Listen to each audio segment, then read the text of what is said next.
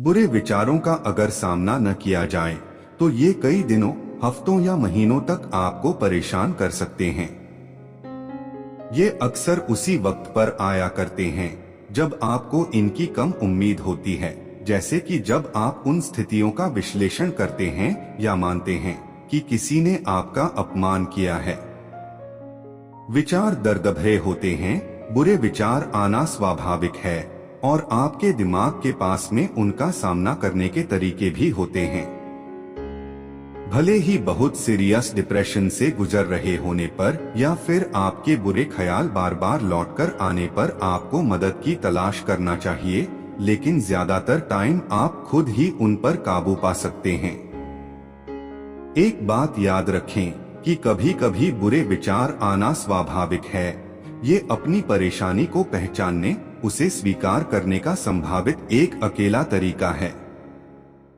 बहुत बार आप ऐसा मान लेते हैं कि आप अकेले ही हैं जिसे ऐसी मुश्किल हो रही है, या फिर आप जिस स्थिति से गुजर रहे हैं उसे कोई नहीं समझ सकता। लेकिन बुरे विचार जीवन का एक हिस्सा हैं और सबसे महत्वपूर्ण बात, वो चले भी जाएंगे।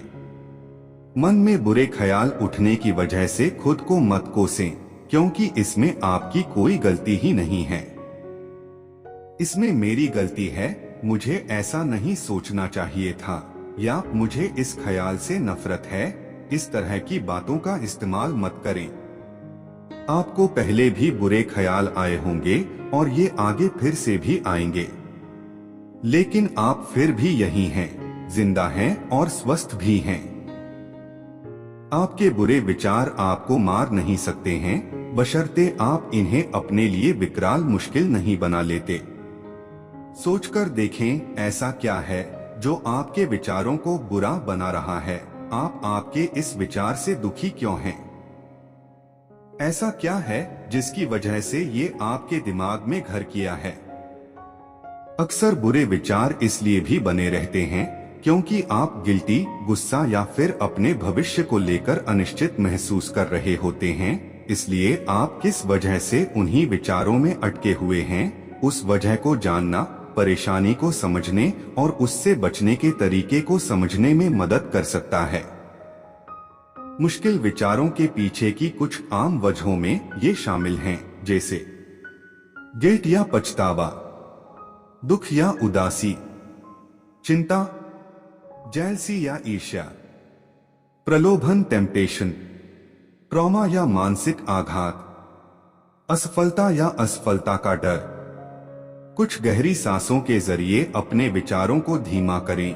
जब आपके दिमाग में अचानक कोई बुरा विचार आता है तो चिंता या घबराहट होना स्वाभाविक है, लेकिन उस विचार पर रुकने या उसे ठीक करने की अपनी इच्छा का विरोध करें। आप जो भी कर रहे हैं उसे रोकने के लिए 30 सेकंड का वक्त लें और कुछ गहरी लंबी सांसें लें। एकदम फौरन किसी भी तर्कहीन या चरम निष्कर्ष पर कूदने के बजाय विचार को संबोधित करने के लिए अपने आप को एक पल दें। अगर आप अभी भी नर्वस महसूस कर रहे हैं तो 15 तक काउंट करने की कोशिश करें। आप चाहें तो कुछ देर के लिए कलर कर सकते हैं, रिलैक्सिंग म्यूजिक सुन सकते हैं या फिर कुछ पढ़ भी सकते हैं। वैकल्पिक रूप से बाहर निकल जाएं, खुद को कमरे से बाहर कर लें या फिर अपने मन को साफ करने के लिए छोटी सी वॉक पर जाकर देखें। खुद से पूछें कि आपको क्यों ऐसे नेगेटिव या बुरे विचार आ रहे हैं। एक बार आपके विचार धीमे हो जाएं और आपके दुखी होने के कारण के बारे में सोच लें, फिर वक्त है खुद से ये सवाल करने का कि आपके विचार आखिर क्यों इतने नेगेटिव हैं। पूछने लायक कुछ अच्छे सवालों में ये शामिल हैं। मेरी चिंता या डर के लिए मेरे पास कौन से सबूत हैं? इस स्थिति के बारे में ऐसी कौन सी पॉजिटिव बात है जिसे मैं भूल रही हूँ? क्या इस परिस्थिति को देखने का और कोई दूसरा तरीका है? कोई और मुझे किस तरह से देखेगा? क्या ये 5 सालों में भी मायने रखेगा? उस पल में बने रहें। यदि कोई स्थिति आदर्श नहीं है या कठिन है, तब भी आप ठीक हो सकते हैं। आपको आपके बुरे विचारों को खुद पर हावी नहीं होने देना है। आप भविष्य पर काबू नहीं पा सकते हैं और आप अतीत को भी काबू में नहीं कर सकते हैं। आप जो कर सकते हैं वो है अभी में रहना और उसी का सामना करना। ज्यादातर कई बुरे विचार इस तथ्य को भूल जाने और आने वाली भविष्यवाणियों या अनुमानों के बारे में सोचने से शुरू होते हैं।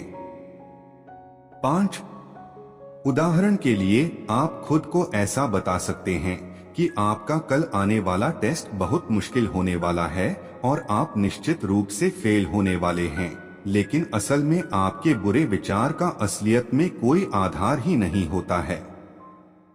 जब तक टेस्ट आपकी डेस्क तक पहुंच पाता है, तब तक आप एक रात पहले इसे आसान बनाने के तरीके तलाशने की बजाय खुद को ये बता चुके होते हैं कि ये बहुत मुश्किल होने वाला है।